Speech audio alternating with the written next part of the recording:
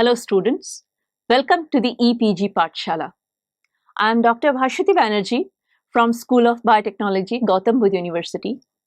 I am here to discuss about the module Evolution in Enzymology from the paper Genetic Engineering and Recombinant DNA Technology. In this module, we attempt to give a comprehensive overview of the enzymes that we use to generate and manipulate nucleic acids in the in vitro conditions. Thereafter, we focus on three important types of DNA polymerases that are routinely used in recombinant DNA technology. The subsequent segment deals with the structure, function, and applications of clinopolymerase, Taq polymerase, and T7 polymerases in detail. Finally, to wrap up the module, we highlight the important applications of these enzymes and conclude the module. Let us now begin with a very obvious question. What ultimately is recombinant DNA technology? As the name suggests, it includes three parts. It is the technology where DNA molecules are recombined with each other. Thus, we can define recombinant DNA technology as the collection of all the techniques involved in construction, study, and use of recombinant DNA molecules. So, what are recombinant DNA molecules? The recombinant DNA molecule is such a DNA molecule which is created by in vitro synthesis and ligation of pieces of DNA which are not naturally found in a contiguous manner. Let me explain this in another way. Recombinant DNA molecule, to begin with, is an engineered DNA molecule. A DNA molecule which has been engineered to be cleaved out from its source and ligated to another DNA molecule by the use of certain dedicated enzymes. So, recombinant DNA technology involves the study of all the enzymes which are required to recombine the DNA, all the enzymes which are required to identify, isolate, and amplify the DNA, the enzymes which are required to manipulate the DNA sequences. Here, manipulation involves multiple types of manipulation, not just identifying and cleaving, but also site-directed mutagenesis and other highly sophisticated techniques form integral part of recombinant DNA technology. The DNA molecule is eventually converted from its natural conformation to an engineered conformation, a conformation which is of direct utility for us, the end users. So, now we will have a look at those important enzymes which are also known as the molecular tools, the routinely used tools to enhance and achieve the recombinant DNA technology. As we talk about cleaving and rejoining of DNA to create an engineered DNA molecule, the enzyme that we think of first and foremost is obviously the restriction endonuclease enzyme. Restriction endonuclease is an enzyme that cuts the DNA molecule only at specific nucleotide sequences from within and forms the backbone of recombinant DNA technology. DNA polymerase is an enzyme that synthesizes DNA on a DNA or RNA template. In RDT, we mostly use the DNA polymerase 1. DNA ligase is the enzyme which joins compatible ends of DNA fragments using energy from ATP hydrolysis. The exonuclease is the enzyme which digests nucleotides progressively from the free end of DNA strand, one nucleotide at a time. Polynucleotide kinase adds a phosphate group to the 5' end of the double or single-stranded DNA or RNA in an ATP-dependent manner. RNase A is the enzyme which digests RNA instead of DNA. The terminal transferases are the enzymes which help in synthesis of telomeres in vitro, or the terminal sequences in the in vitro conditions. Alkaline phosphatases remove a single phosphodiester bond, and polynucleotide kinases add a phosphate group to the free end. RNA polymerase, as the name suggests, synthesizes RNA strands depending on a DNA or RNA template. As in this module, we will focus on few important types of DNA polymerase. Let's see what are the different types of routinely used DNA polymerases. The various broad categories include DNA polymerase 1, thermostable DNA polymerases such as Taq and PFU, a truncated version of DNA polymerase 1, that is Clino, and a reverse transcriptase, which is RNA-dependent DNA polymerase. Here is a glimpse into the series of events from where we began to where we have reached, so that we know where we are heading to. The enormous field of molecular biology, which forms the foundation stone of genetic engineering and recombinant DNA technology, was unlocked by the path-breaking discovery of DNA polymerase 1 in E. coli by Arthur Kornberg in 1956. Thereafter, biological science was never the same again, and it marked the beginning of the molecular biology era. Having discussed about the discovery and use of DNA polymerases, we now move on to discussing a few important types of DNA polymerases which are routinely used for various in vitro RDT techniques. We will begin with discussing the first and foremost, Clino fragment. Here, we describe the structure and the function of Clino fragment. We discuss how and where from the Clino fragment is derived, and then we outline the important applications of Clino fragment. Let us understand to begin with that Clino fragment is nothing but a truncated version of DNA polymerase 1.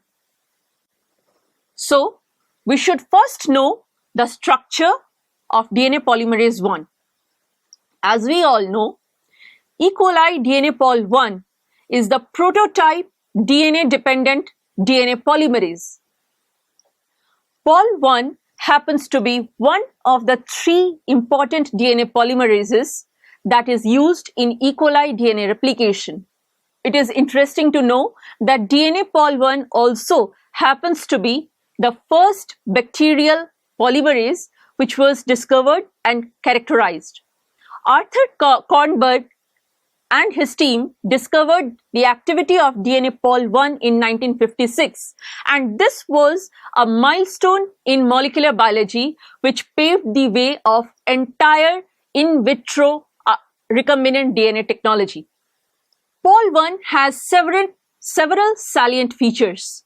The important ones being, it is the most abundant polymerase to be expressed in E. coli. Every E. coli cell is estimated to have nearly 400 molecules of polymerase 1. The primary function of DNA polymerase 1 of E. coli is to fill up the DNA gaps which occur during repair and replication. Important functions can be outlined as involvement of DNA pol 1 in DNA replication, involvement of DNA pol 1 in genetic recombination, DNA pol 1 mediated DNA repair, and requirement of DNA polymerase 1 for rapid, efficient growth in rich medium. The Clino polymerase, which is actually a truncated version of DNA polymerase 1, was discovered by mild proteolytic digestion of the DNA polymerase 1 of E. coli. First, let's understand what are the various activities exhibited by DNA polymerase 1. It exhibits a 5' 3' polymerase action, a 3' 5' proofreading exonuclease action, and a 5' 3' exonuclease action for nick translation, excision repair, and removal of the RNA primer. Subtelicin digestion of E. coli DNA polymerase 1 produced two fragments. A large clino fragment, which contained both the DNA polymerase and exonuclease proofreading activity, was discovered by Clino in 1970.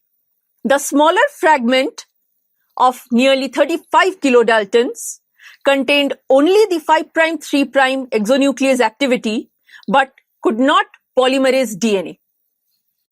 Let's have a clear insight into the domain structure of Clino polymerase. DNA polymerase 1, which is a 103 kilodalton protein, does not have identifiable subunits.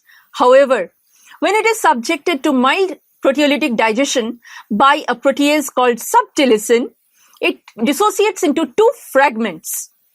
The large fragment is known as the Clino fragment, as it was discovered by Clino in 1970. The smaller fragment is dedicated only for the primer removal. The large fragment is a 604 amino acid, 68 kilodalton protein fragment showing the 5' 3' polymerase and 3' 5' exonuclease activity. The action of Clino polymerase can be better understood if we compare the domain structure of Clino polymerase to the palm-like structure of human hand, where the base of the palm exhibits the exonuclease domain in editing mode and the open palm exhibits the polymerizing mode. Now, how does Clino polymerase distinguish between the RNTPs and DNTPs? It was shown that a single side chain in the Clino fragment prevents the incorporation of ribonucleotides in the nascent DNA strand and ensures that only DNTPs are inserted. Also, it was seen that the Clino fragment cannot remove the primer due to 5' 3' as it lacks the 5' 3' exonuclease activity.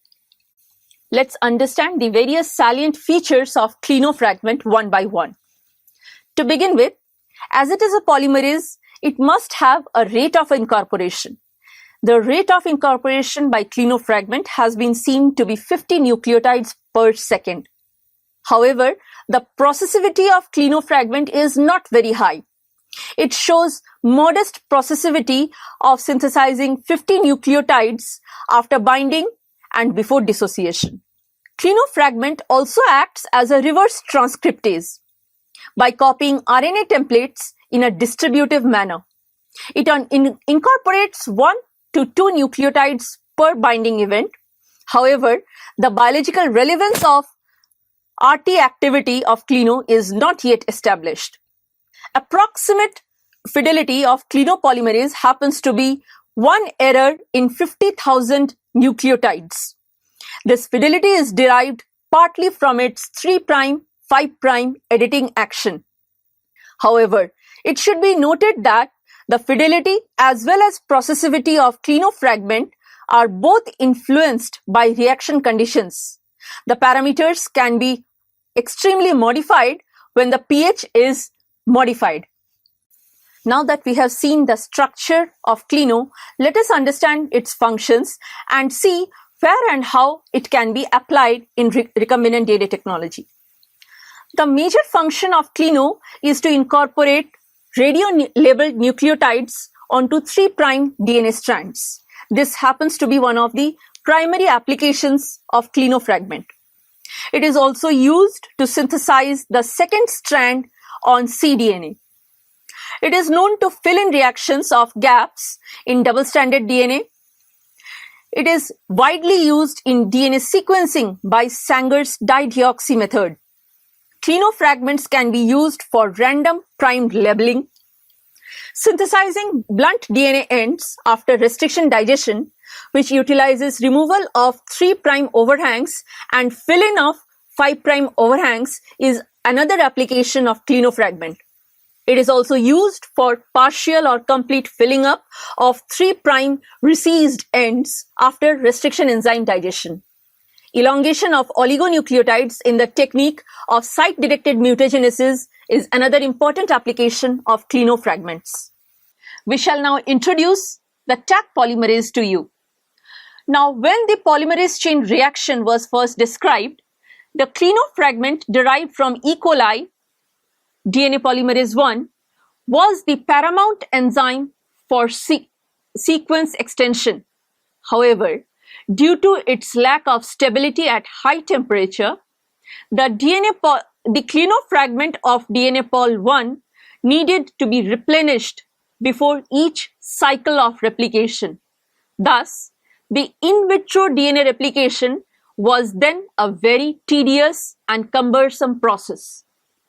However, upon the discovery of the thermophilic bacteria, Thermus aquaticus, which thrive at temperatures greater than 45 degrees centigrade, thermostable DNA polymerases were also discovered, which function properly and efficiently at elevated temperatures.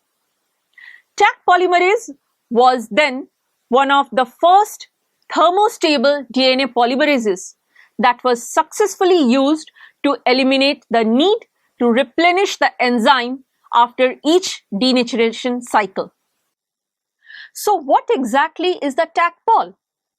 Taq-Pol, or the Taq DNA polymerase, is a thermostable DNA-dependent DNA polymerase by nature. As the name suggests, it is obtained from the bacteria Thermus aquaticus. Thermus aquaticus is a thermophilic bacteria which is an archaebacterium that thrives at extremely high temperatures in the deep thermal vents. This was discovered by Thomas Brock and his team in 1960s. Since the Thermus aquaticus survives in deep thermal vents at extremely elevated temperatures, obviously all the enzymes which are used by Thermus aquaticus must have the ability to remain active at elevated temperatures. Thus, the DNA polymerase of Thermus aquaticus, in other words, the Taq-Pol, also happens to be a highly resistant enzyme that is resistant to denaturation at elevated temperatures. Let's understand the salient features of Taq polymerase. Taq polymerase is the most extensively used DNA polymerase for in vitro amplification of genetic material by polymerase chain reaction, or PCR. The Taq DNA polymerase is closely related to DNA polymerase 1 of E. coli in both its primary and three-dimensional structures. It has been seen that the purified full-length protein of Taq polymerase is composed of a single subunit of 94 kilodaltons with two distinct activities, 5' 3' polymerase and 5' 3' exonuclease activity. It should be noted that Taq polymerase lacks the 3', 5' exonuclease or proofreading function. Hence, it cannot remove the polymerization errors occurred during synthesis. The most significant feature of Taq polymerase, which is of major utility in recombinant DNA technology, is the fact that it is highly thermostable. It loses only 10% of its activity after 30 minutes of incubation at 72 degrees centigrade, which, by the way, is the survival temperature or habitat temperature of Thermus aquaticus. After 30 minutes of incubation at 95 degrees centigrade, Taq loses nearly 50% of its activity. However, by this time, our PCR reaction has already proceeded halfway.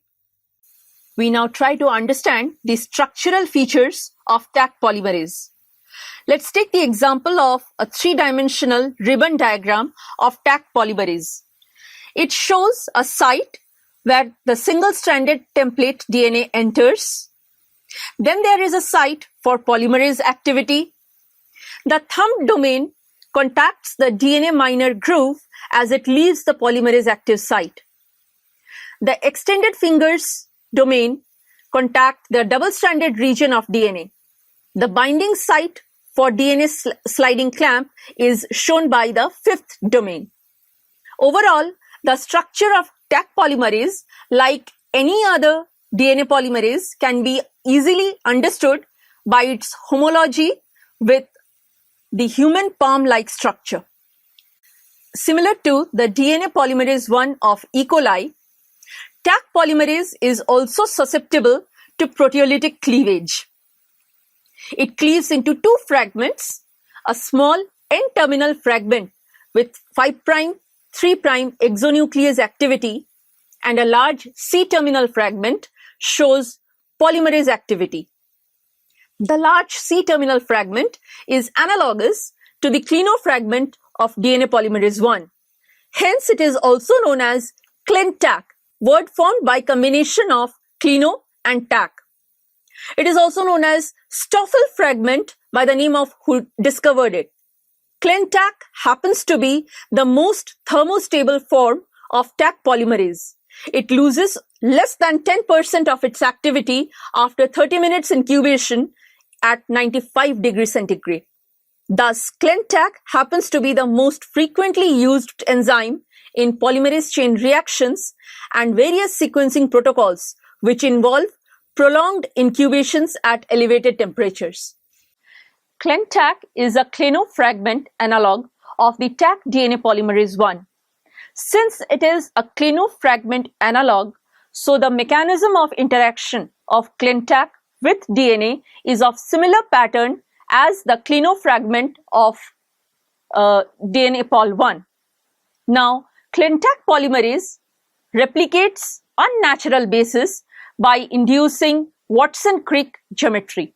Now that we have understood the structure and important functions of Taq polymerase, let's see where all we can utilize Taq polymerase for our experiments.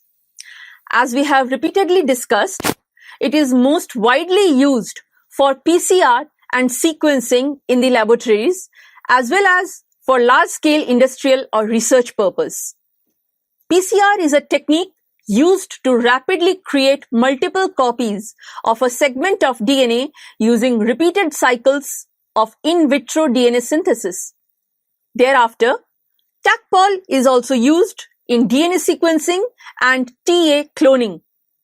Research, clinics, industries all find widespread applications of Taq polymerase. By the end of 1970s, it was known that DNA polymerase could synthesize DNA strands in both cellular and in vitro conditions. However, there was a major hurdle.